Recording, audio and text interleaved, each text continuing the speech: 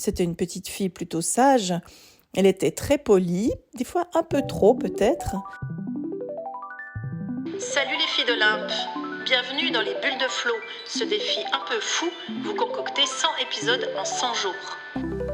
Chaque bulle sera une respiration, une histoire ou un défi pour éclairer autrement nos différences, nos ressemblances et nos fameux possibles. Je suis Florence Hugui, facilitatrice des impossibles, et je vous emmène avec moi dans mes bulles d'expériences, d'anecdotes, de dialogue avec vous aussi, bien sûr. Allez, on respire et on s'envole. Aujourd'hui, j'ai envie de vous parler de l'histoire de Jeanne. Jeanne, elle est adulte. Elle n'est pas une petite fille qui doit dessiner un monstre. C'est une adulte. Elle a 45 ans, elle n'a pas d'enfant, elle aime son métier, mais son métier la vide de toute son énergie. Et elle a un cerveau qui tourne sans arrêt, elle a 1000 idées à la seconde, elle a lancé plein de projets dans sa vie, elle aime bien rire, elle pense plutôt vite, et puis elle oublie tout. Jeanne, c'est quelqu'un qui oublie tout. Elle oublie son porte-monnaie dans des endroits impressionnants, ses clés, il faut presque lui attacher pour qu'elle ne les perde pas. Et c'est un véritable cauchemar quand on vit avec elle, parce qu'on se rend bien compte que c'est très très compliqué de faire que Jeanne n'oublie pas tout. Elle a appris à cacher tout ça, parce qu'elle compose avec ça, et puis elle se dit que c'est sa vie en fait, et qu'elle a toujours été comme ça, qu'elle a toujours oublié des choses partout où elle passait, et puis elle compose avec cette réalité, ça fait partie de sa vie, elle ne se pose pas vraiment la question de savoir d'où ça vient.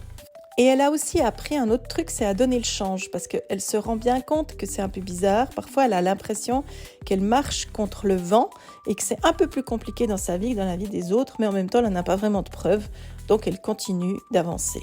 Elle continue d'avancer parce qu'en tout cas, une chose est certaine, c'est qu'elle n'est pas hyperactive. C'est pas du tout une de ces filles qu'on qualifiait d'hyperactive quand elle était à l'école, pas du tout. C'était une petite fille plutôt sage.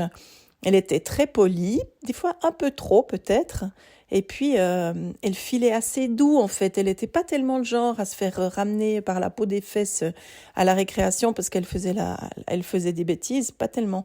Elle était plutôt en train de jouer à l'élastique avec ses copines, et puis elle était plutôt dans un rôle attendu. Donc il n'y avait pas trop de problème avec Jeanne quand elle était à l'école, à part qu'elle était tout le temps dans la lune, et ça tout le monde le disait, elle était dans la lune, c'était ça son truc, c'est que on savait jamais très bien si elle avait écouté ou pas écouté ce qui était dit, et puis on savait jamais vraiment si elle avait compris ou pas, et puis voilà, elle vivait un peu dans sa bulle. Ses profs, ils disaient, elle pourrait aller loin si elle voulait bien se concentrer, seulement c'était pas si facile. Et puis ses parents, ils disaient quoi? Ses parents, ils disaient, si tu veux, tu peux. Alors maintenant, mets-toi à bosser et puis avance. Alors Jeanne, c'est ce qu'elle a fait. Elle s'est mise à se concentrer. Elle s'est mise à travailler comme elle pouvait, de toutes ses forces si c'était possible, même si parfois elle lâchait, parce qu'elle avait tout le temps autre chose en tête et ça la menait dans plein d'histoires qui n'avaient rien à voir avec ce qu'elle devait faire. Mais il y avait une chose qui était sûre, c'est que Jeanne, elle était super forte dans les branches qu'elle aimait et beaucoup moins forte dans les branches qu'elle aimait pas. Parce que c'était très compliqué de se concentrer sur des mathématiques, par exemple. Ça la dépassait un peu, alors elle n'arrivait pas vraiment à savoir comment s'y prendre pour faire de bonnes notes dans cette branche. Mais heureusement, elle en faisait de tellement bonnes en français, par exemple, que ça compensait très largement. Mais elle a appris à se tenir. Elle a appris à s'ajuster avec ce qu'on attendait de l'ensemble de la classe. Et puis, à travers tout ça, elle s'est quand même un petit peu camouflée, quoi. Et puis c'est celle dont on disait très souvent « Ah, c'est fou ce que Jeanne est mature pour son âge. C'est vraiment agréable d'avoir une fille qui saute pas partout dans tous les coins, qui fait pas une bêtise par minute. Ah, c'est vraiment merveilleux. » Puis les mamans, les amies de sa mère qui avaient des garçons, elles trouvaient que sa mère avait vraiment de la chance d'avoir eu une fille, que c'était quand même beaucoup plus simple.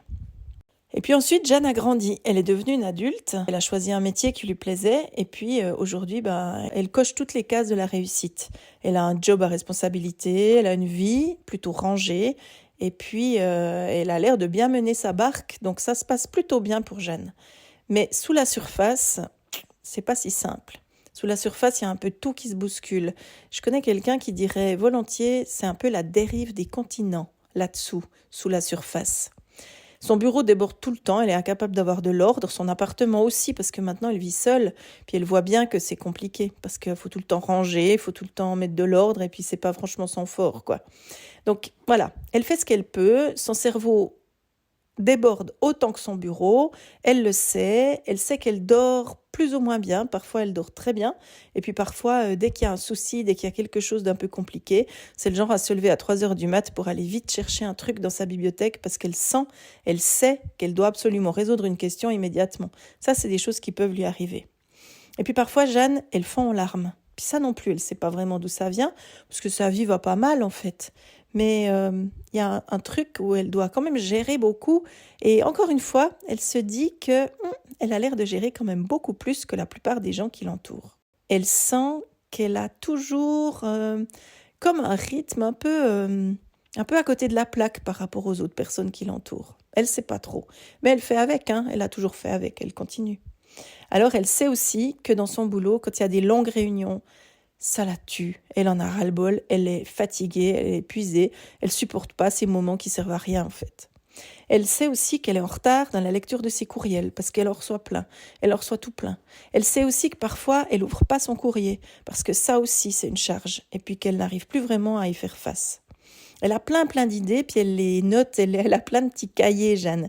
Puis elle note toutes ses idées, parce que sinon, pouf, elles s'en vont.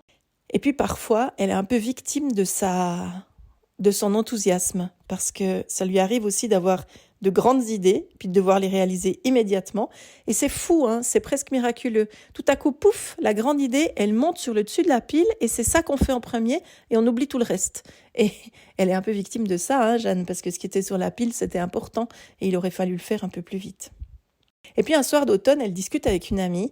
Elles parlent toutes les deux de comment elles se sentent, de comment va leur boulot, de comment va leur vie, enfin une discussion avec plein de sujets. Et puis son amie lui dit qu'elle vient d'avoir un diagnostic de TDAH. Puis Jeanne, elle sourit, puis elle l'écoute, puis elle dit « Ah bon, mais ok, mais de quoi on parle ?» Enfin bon, et son amie lui raconte les pertes d'objets, le fait d'être dans la lune, le fait de pas toujours savoir vraiment suivre faire le ménage dans les temps, enfin plein de trucs comme ça qui ont l'air compliqués pour son amie.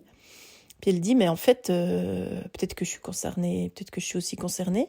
Tu m'as l'air de décrire quelque chose que je connais bien de moi-même. Et puis elle dit oui mais bon moi toi tu bouges tout le temps, t'es tout le temps dans tous les coins, etc. Moi je suis pas comme ça, moi je suis beaucoup plus tranquille. Puis son ami lui dit oui c'est vrai, mais le TDAH c'est pas toujours bouger, ça peut être aussi bouger dans sa tête. Il peut aussi y avoir plein de bouillonnements à l'intérieur de soi. Et puis c'est aussi des signes de TDAH, il n'y a pas besoin de faire des courses à pied à n'en plus finir pour être concerné. Et ça la touche, Jeanne. Ça la touche parce qu'elle se dit que oui, effectivement, à l'intérieur d'elle, c'est un vrai bouillonnement perpétuel, puis qu'il y a quelque chose qui résonne très fort, et elle se dit peut-être ça serait pas mal que je me pose la question ou que j'essaye d'aller voir un peu de quoi il retourne.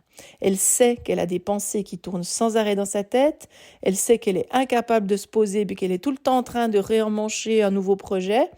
Et puis elle sait aussi que son énergie, tout à coup, elle s'effondre et puis qu'il faut qu'elle aille dormir parce qu'elle est à plat. Ça, elle le sait, elle le connaît d'elle. Elle sait aussi qu'elle a abandonné plein de trucs. Il y a plein de projets qui n'ont jamais vu le jour alors qu'elle y tenait beaucoup. Elle sait qu'au début, alors on est tout feu, tout flamme, on a envie de tout faire. Et puis ensuite, ça se calme, ça s'éteint même. Et puis, elle n'est pas très à l'aise avec ça parce que ça génère pas mal de culpabilité chez elle parce qu'elle s'est engagée auprès de personnes et puis elle a peut-être pas toujours donné suite comme elle aurait dû. Et donc, cette nuit-là, elle dort pas très bien et elle se met à chercher des informations sur le TDAH d'abord et puis sur le TDAH et les femmes. Et puis là, elle tombe sur quelques phrases qui font tilt. C'est écrit « hyperactivité mentale ». C'est écrit « masquage et suradaptation ». Et puis elle lit aussi « épuisement chronique ». Puis elle se dit « ouh, mais tout ça, ça me concerne ». Alors elle décide de faire un bilan et puis d'être au clair sur cette question. Et dès le lendemain matin, elle va prendre rendez-vous chez une psy spécialisée. Et c'est très exactement à ce stade-là qu'on va s'arrêter pour aujourd'hui.